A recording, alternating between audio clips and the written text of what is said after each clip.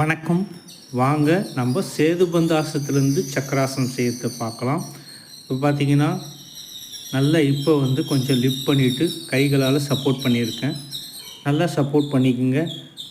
அதுக்கப்புறமா ஷோல்டரை விட்டு கையை ரிலீஸ் பண்ணிக்கோங்க. ஸ்லோவாக எடுத்துருங்க. இப்போ பார்த்தீங்கன்னா உங்களுடைய ஷோல்டர் அப்பர் ஷோல்டரும் ரெண்டு காலும் மட்டும் ஸ்டாண்டிங்கில் இருக்கும், சப்போர்ட்டில் இருக்கும். இப்போ கைகளை பின்னாடி கொண்டு போய் உங்களுக்கு ஷோல்டருக்கு பின்னாடி வச்சு அப்படியே ஸ்லோவாக லிஃப்ட் பண்ணுங்கள். சக்கராசனம் ஈஸியாக இருக்கும். இந்த மாதிரி ட்ரை பண்ணுங்கள். ஆனால் அதுக்கு முன்னே பார்த்தீங்கன்னா உங்களுக்கு சேதுபந்தாசனம் நல்லா ஃப்ளெக்சிபிளாக வரணும். கொஞ்சம் கொஞ்சமாக சேதுபந்தாசனம் பண்ணிவிட்டு இந்த சக்கராசனம் இந்த மெத்தடில் ட்ரை பண்ணுங்கள்.